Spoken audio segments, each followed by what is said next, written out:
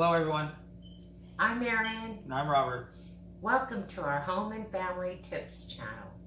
Today's episode, Robert is going to show you how to make easy carrot cake loaves. And because we know you have a little bit of time, again, we're not showing you a recipe from scratch. We're showing you how to get the most out of your time. So we're going to use our Duncan Hines Decadent Carrot Cake Mix. Okay.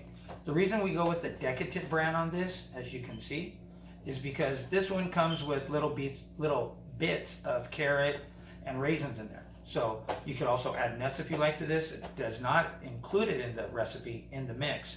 So it's your option to, if you want to add that, it's optional. So we're going to make that.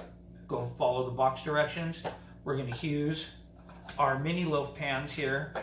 I have 4 of these because depending on what type of cake mix and how much you're doing, I have a surplus of these.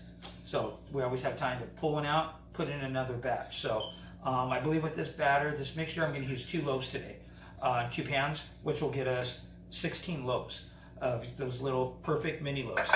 So we're going to use whipped cream cheese icing, already made.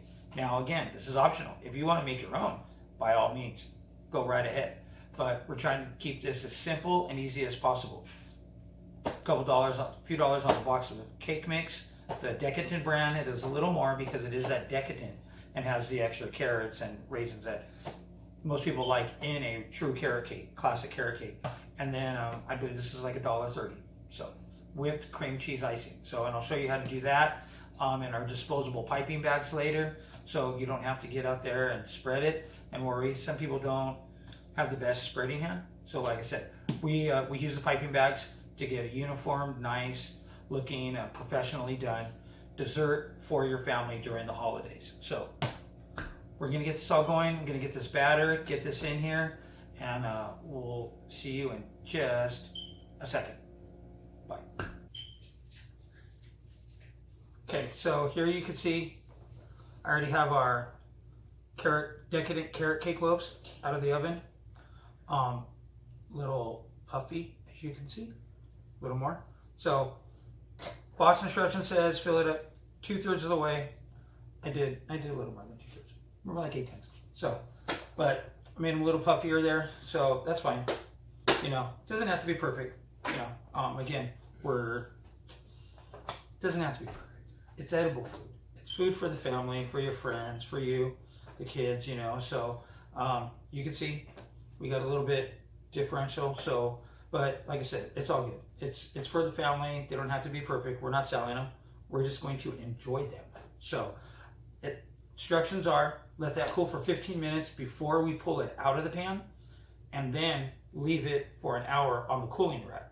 So, or to completely cool on a cooling rack. So we have that there. So I set the timer for 15 minutes because I want to get them out. Spray your pan with cooking spray, as I did before we put the batter in, took care of all that. So I'm just going to let those cool. Set the timer. So 15 minutes, I'm going to pop those guys out right onto that cooling rack, let them sit. Then I'm going to get my frosting in a piping bag, and you'll see that. We'll be back with that. I'll do that. So I have all my baking stuff here in my baking box. If you do a lot of baking and you have your measuring spoons that you use just for your baking, your little gadgets, tools, frostings, your vanilla, all that, I keep all my stuff in a easy container I got from 99 cents or my, I don't know, somewhere.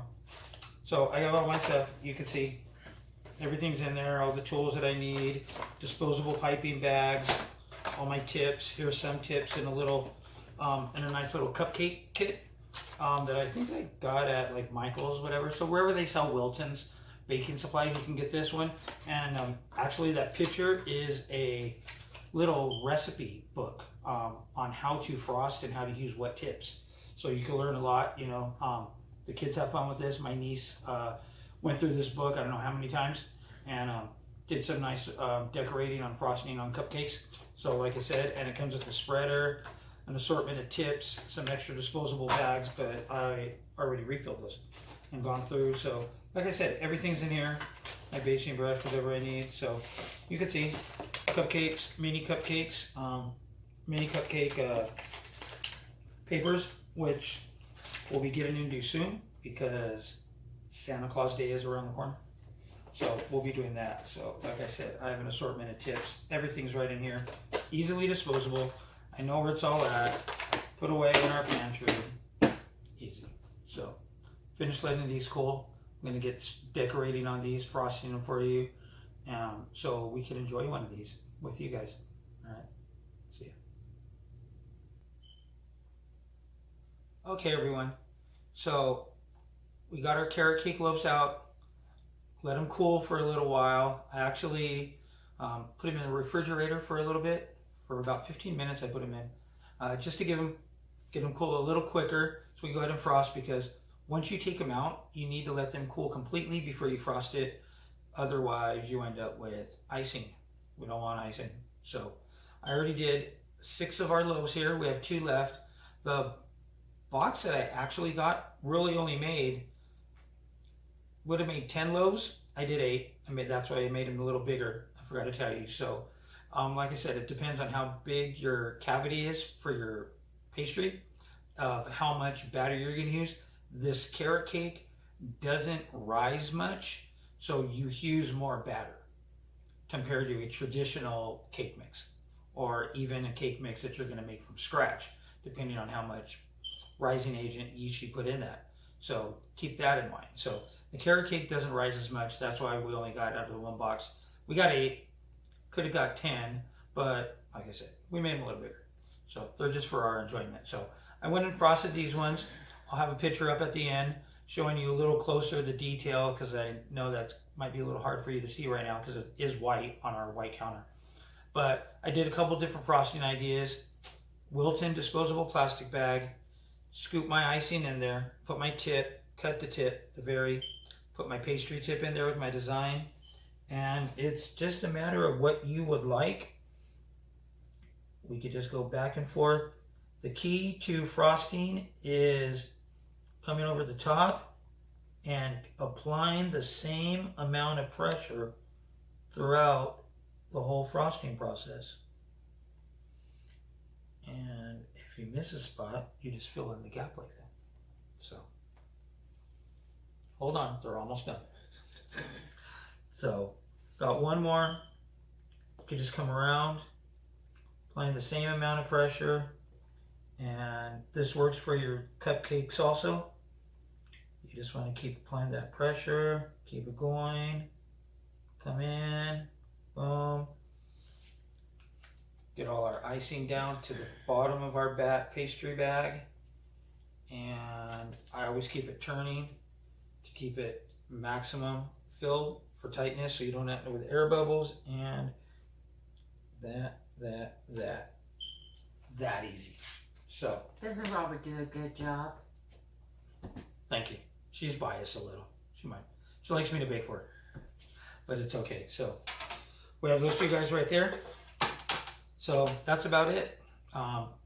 Pastry bags, if you want to use them, I suggest you do. Disposable bags, box carrot cake mix. We have those loaf pans, which you can find at any bakery store or order them online. That's all Wilton's products that we use. We use a lot of the Wilton's products. You know, they're pretty much the name in baking. So that's about it for today. So we'd like to thank you. Anything you'd like to add?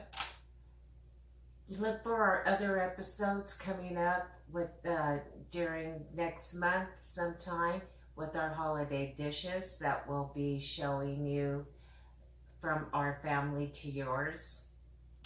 Lots of baking coming up during November and December. So, like I said, check those out. All those episodes will be coming up. So, that's it for what we're doing Wednesday. We'd like to thank you. We'll see you next week. We'll give you some more tips, some suggestions, and recipes from our family to yours. So long. See you next week. Goodbye, everyone. Have a good night. Good night.